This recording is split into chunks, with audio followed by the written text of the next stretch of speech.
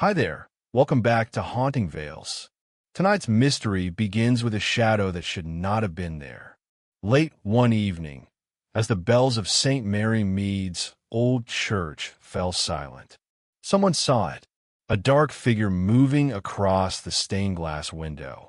Inside a church that was completely empty. No footsteps were heard. No doors were opened. And when the vicar rushed inside with a lantern in hand, there was no one there, only a candle still warm, and a window that seemed to be watching back. When Miss Marple hears of the sighting, she knows this much is true. Shadows do not appear without a body to cast them, and someone in the village is hiding where even God's house could not expose them. Before we step into the light and uncover the truth, don't forget to subscribe for more chilling Miss Marple mysteries. Chapter 1. The Shadow in the Church Window. The village of Stonemere had always trusted its church. It stood on the highest rise of land, old stone walls hardened by centuries of wind and rain, its narrow windows forever watching the village below. People said the church had seen everything: births, weddings, funerals, wars, and peace. It had buried secrets in silence longer than any living soul could remember. But on the night the shadow appeared in the church window, that silence was broken. It began with fear, not the loud kind, not screaming panic, the quiet kind that settles in the chest and refuses to leave. Mrs. Abby Turner was the first to see it. She was walking home just after dusk, her grocery basket hooked neatly over her arm, the last faint glow of sunset bleeding across the sky. Abby had lived in Stonemere all her life, 58 years of routine, habit, and unbroken calm. She knew every stone in every wall, every sound of every night. That was how she knew something was wrong. As she passed the churchyard, her eyes lifted, only briefly, toward the tall east-facing window that overlooked the road. And there, across the color glass, she saw a shadow move. It was not the shadow of a tree, not the flicker of passing cloud, not the flutter of a bird. This shadow moved like a person, slow, deliberate, watching. Abby froze mid-step. Her breath slipped out of her lungs in a thin, trembling line. The basket tilted under her arm. Apples rolled softly onto the dirt path, but she did not notice. Her eyes were locked on the glass. The shadow lifted an arm. Then it vanished. The window returned to stillness. The light behind it went dark. Abby did not scream. She simply turned and ran. By morning, half the village knew. By noon, everyone did. And by evening, they were afraid. People gathered in small clusters outside the bakery, near the post office, beside the iron gates of the church. Voices whispered. Eyes darted. Every story grew larger than the last. Someone said the shadow had horns. Someone said it carried a blade. Someone said it had no head. And some, quietly, said it was an omen. Miss Marple heard none of it directly. She heard it, as she always did, through the soft echo of village voices drifting through open windows, passing between hedges, carried by the hands of neighbors who could never keep secrets for long. She sat inside her small sitting room that evening, unmoving in her high-backed chair, knitting needles clicking gently as the daylight faded.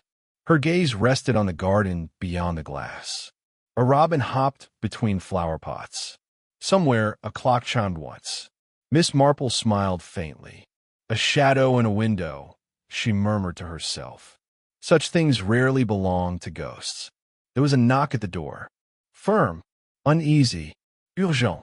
Miss Marple set her knitting down, and the case began. The visitor was Reverend Peter Hawthorne. He was a tall man with sharp shoulders and tired eyes, dressed in black that looked heavier than cloth. His hands trembled slightly as he removed his hat at the door. Miss Marple, he said, forcing calm into his voice. I hope you might be in. I often am, she replied gently.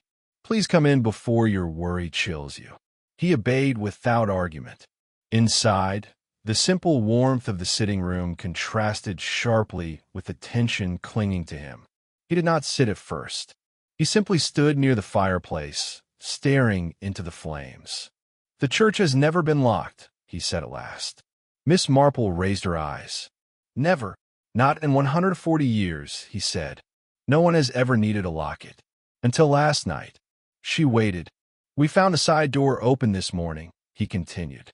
The latch was lifted. Someone had been inside after sunset. "And the shadow?" Miss Marple asked. His jaw tightened.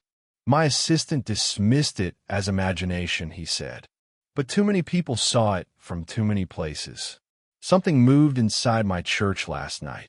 Miss Marple folded her hands. "And now you are afraid," she said. He hesitated. "Yes." Later that evening, Miss Marple stood at the edge of the churchyard. The stone building loomed over her like a silent witness. The windows were black now, reflecting only the faint glow of distant homes. Wind whispered through tall grass. Somewhere nearby, a gate creaked lazily. She did not hurry. She never did. Inside, the air smelled of cold stone and old wood. The heavy door closed behind her with a dull echo that rolled through the empty space. Rows of pews stretched forward into shadow. Dust floated in pale shafts of moonlight slipping through the stained glass. Miss Marple walked slowly down the aisle. Each step echoed. She stopped beneath the tall east window. It was beautiful in the daylight. Blues and reds shaped into saints and angels. But at night, it became something else entirely, a barrier between light and unknown. She stared at it for a long moment. Then she noticed the footprints. They were faint, pressed into the thin layer of dust that coated the stone floor near the side aisle. One set only. Not heavy, not hurried. Careful. Miss Marple followed them with her eyes toward the narrow door behind the pulpit, and she smiled. By dawn, death arrived in Stonemere. Mrs. Eleanor Graves, organist, widow, and quiet pillar of the church, was found seated at the organ bench. Still, cold, with her hands resting on the keys as though she had stopped mid-hymn. But there was no sign of struggle, no sign of violence. Only one strange detail. The church window behind her stood wide open, and across the glass, someone had wiped away the dust, in the exact shape of a human hand. Chapter 2. The Shadow in the Church Window. The morning after Mrs. Eleanor Graves was found, the village of Stonemere awoke under a blanket of unease. Mist rolled down from the hills, curling around the old stone cottages and the church that had, until now, seemed invincible. Its tall windows reflected nothing but gray fog, yet everyone felt watched. Miss Marple had arrived at the church early. She moved quietly past the iron gate, her walking stick tapping softly on the cobbled path. Her sharp eyes scanned every corner of the yard, noting footprints in the damp earth, disturbed gravel, and broken twigs. There was a pattern to the disorder, subtle but there. Inside the church, the air smelled faintly of candle wax, damp stone, and something else, an undercurrent of faint perfume. Miss Marple paused near the open east window. The morning light fell through the colored glass, splintering into reds, blues, and golds on the stone floor. She traced the outlines of shapes, wondering which were reflections and which were memories pressed into the room. The footprints remained. They started from the side aisle, curved around the pews, and ended abruptly near the organ bench. No one had left since. No one could have, yet the prints told a story. Deliberate, methodical. "Good morning, Miss Marple." Reverend Hawthorne's voice startled her slightly. He stood near the main door, his expression still taut with tension. "I did not expect you to come so early." "I always come early," she said softly, eyes not leaving the floor. "And often when no one wishes to see me. Is a good time to notice what others miss." He followed her gaze to the footprints. "Do you see them?" "I do," she replied. and they're telling me a story. But first, Reverend, I must ask a question. Where was the church last locked, and by whom? He hesitated, rubbing his hands together. No one locks it. The door is almost never closed. I only discovered it open last night when the shadow was reported. And now, his voice trailed. Now I wonder if we have lost the sense of safety we once had. Miss Marple nodded. Safety, Reverend, is always an illusion when secrets are near. Word of the death spread quickly. Villagers whispered, each adding their own theories. The baker swore he had seen a man in a cloak running through the yard at midnight. The postman claimed he heard the church bell toll, though it had not rung in years. Even children avoided the area, pointing nervously toward the window and whispering that someone, or something, was watching. Miss Marple did not pay attention to rumors. She preferred facts. Small, often overlooked facts. Tiny inconsistencies. Her first inquiry was into Mrs. Graves herself. The widow had been a meticulous woman, dedicated to music, her piano and organ playing providing the backbone for every church service. She had no enemies, at least none anyone would admit. Her life had been calm, punctuated by her devotion to the church and her neighbors. And yet, she was dead. Miss Marple moved to the organ bench, examining the keys. There was no blood, no sign of forced entry, no disturbance apart from the open window. Only the faintest dust smear marked the exact spot where hands might have pressed lightly. A handprint, clean against the lingering residue of neglect. Her mind worked quietly. There were patterns here. Clues. Small, almost invisible signs pointing to the last moments of a woman whose death seemed to belong to no one. She began her questioning with the church staff. The verger, Mr. Simon Clark, was an elderly man with thin shoulders and a nervous manner. He remembered Mrs. Graves well, remembered the night she had played the final hymn. But he insisted he had gone home at 7, as usual, leaving her in the quiet of the church. Did she see anyone? Miss Marple asked. He shook his head. No, not that I know of. She was alone, as always. Alone, she repeated, her eyebrows raised. Yet someone must have been near. Someone left footprints and opened a window. He paled. I don't know, Miss Marple. Perhaps it was a burglar. Or a trick of the shadows. Miss Marple's gaze did not leave his face. A trick of the shadows leaves no handprints, Mr. Clark, and it certainly leaves no widow frozen at her organ. He swallowed nervously. Then who? That, she said softly, is what I intend to discover. She moved next to the village, talking to anyone who might have passed near the church the previous night. Mrs. Turner, the first to report the shadow, repeated her story with trembling detail. She described a figure moving slowly, almost gliding, in the east window. She insisted it raised an arm, paused, and then disappeared. Miss Marple listened carefully, noting every word. Nothing was exaggerated. Nothing was misplaced. Yet, the story alone could not explain death. Then came Mr. Allen Price, a young man who lived near the edge of the churchyard. He had been out for a late walk, he said, and noticed the window. But he remembered more. There was a smell, he whispered. A faint scent, floral. Jasmine, I think. But stronger, heavier than anything natural. It filled the aisle for a moment. Miss Marple's eyes narrowed. Jasmine, she repeated. Interesting. Price hesitated. It had vanished. The air was normal by the time I got closer. I thought perhaps it was my imagination. Imagination, she said gently, can never account for death, Mr. Price. But it can be a signature. By late afternoon, Miss Marple had collected all she could from witnesses. She returned to the church alone. The place had grown quieter now, the fog lifting slightly to reveal the worn gravestones in the yard. Inside, she sat near the open window, tracing the outline of the handprint in dust with a finger gloved in soft wool. She observed every angle of the light, every reflection, every possible hiding place. Then she closed her eyes and let the mind work. It was always quiet in these moments when the solution began to take shape.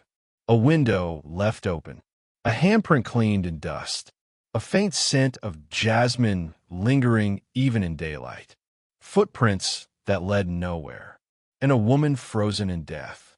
There was someone who wanted to be seen, but not found. The first suspect revealed himself unexpectedly. It was Mr. Leonard Hargrave, a traveling clockmaker, who had recently begun repairing the church's old timepieces. He arrived early, claiming to need access to the organ loft. But Miss Marple noticed the tremor in his hands, the way his eyes darted to the east window the moment he entered. "Good afternoon, Mr. Hargrave," she said calmly. "May I ask when you last worked in this church?" He shifted uncomfortably. "Yesterday morning, Miss Marple. Before the event, I suppose." "Event," she repeated, as if tasting the word. "And did you notice anything unusual?" He hesitated. No, nothing. Everything was as it should be." Her eyes narrowed. "Everything? Even the window?" Hargrave froze. A bead of sweat rolled down his temple. He swallowed, and his jaw tightened. I did not touch it." Miss Marple leaned forward. "Yet someone did, and someone wanted to leave a message." By evening, the village buzzed with news of suspicion. Whispers named Hargrave, the mysterious visitor in the yard, perhaps even Mrs. Turner, who first reported the shadow. Fear settled over Stonemere like a thick fog. People locked doors that had never been locked, checked windows that had always been trusted. Miss Marple remained calm as a pond in the early morning. Her eyes, however, did not miss anything. The alignment of footprints, the subtle shift of dust on the floor, the faintest hint of floral scent trapped in corners where air rarely reached. She returned to the organ bench once more, sitting quietly. She imagined the moments before death, Mrs. Graves playing, the shadow moving, a hand reaching toward the open window, the pattern of hesitation and careful movement, the need for precision. Everything was deliberate, nothing random. Night fell again, colder this time, sharper. Miss Marple remained inside the church. She lit a single candle, its flame flickering against the stone walls. Shadows stretched and twisted across the pews. Outside, fog drifted across the graveyard. She waited. Hours passed. Then movement. A figure crossed the aisle. Silent. Light-footed. Not a stranger. She knew this. She watched the shadow pause beneath the east window, hand reaching toward the glass. Miss Marple rose slowly, her candle in one hand, walking stick in the other. The figure froze, awareness breaking across its posture. Then, with a sudden leap, it bolted toward the exit. Miss Marple did not chase. She did not need to. The shadow had revealed itself. A note remained, placed delicately on the organ bench. A single line, written in elegant script. "The truth is closer than you think." She picked up the paper carefully. Every letter was deliberate. The message was meant to provoke, to guide, not to frighten. Miss Marple studied the handwriting, the pressure, the spacing. Small details emerged. A signature of pride, of intellect, of careful planning. The game had begun in earnest. By the end of the night, Miss Marple had formed her plan. She would need to gather the villagers, observe them, listen carefully to the rhythms of their speech, the shadows that moved behind their smiles, the secrets they believed hidden. For the shadow in the church window was no ghost. It was a person, and it had chosen its stage well. Miss Marple smiled faintly. The pieces were aligning. Soon, the puzzle would reveal the killer, and she would be ready. Chapter 3.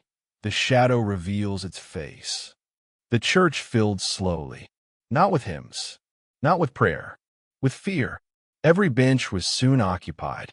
The villagers of Stonemere sat shoulder to shoulder, whispering behind trembling hands, eyes drifting again and again toward the great east window. Fog pressed faintly against the glass outside, blurring the world beyond. The shadow had not returned, but no one believed it was gone. Miss Marple stood near the organ, calm, still, watching. Reverend Hawthorne cleared his throat at the front. Miss Marple has asked that we all gather, he said. She believes the truth about Mrs. Graves can now be spoken. A murmur rippled through the room. Miss Marple stepped forward. Thank you, she said gently. Please remain seated. What I'm about to explain will be unsettling, but it will also be final. Silence fell. The shadow in the church window was not a spirit, she said. It was not imagination. It was not fear made visible. A pause. It was a performance. Gasps stirred the crowd. A person moved deliberately behind that glass, she continued. They wished to be seen. They wished to frighten. But most importantly, they wished to disguise what was truly happening inside this church. Her eyes moved slowly from face to face. Mrs. Eleanor Graves did not die by chance. She walked to the organ bench and laid a folded paper upon it. This note was left here last night, she said. Not as a threat, not as a confession, but as a misdirection. A clever one. Miss Marple lifted her gaze. The killer wanted all eyes on the window, on the shadow, on the idea of something unseen and unknown. Because while the village stared outward, the truth stood very near the organ. Her hand touched the wooden panel beneath the bench. Here, she said quietly. Reverend Hawthorne stepped closer. Miss Marple pressed gently, and a hidden latch released. A narrow compartment opened. Inside lay a small glass vial. Empty. A sharp intake of breath moved through the room. This vial once held a powerful liquid, Miss Marple said. Colorless, odorless in small amounts, fatal in larger ones. She turned slowly. Mrs. Graves never left her organ unattended. She trusted the church. She trusted the people in it. The poison was placed here earlier in the day, and later it was added silently to her tea. A woman in the back sobbed softly. She felt drowsy while she played. Miss Marple went on. Her hands slowed. Her breathing weakened. She never felt pain, only confusion, and then stillness. Miss Marple's voice softened.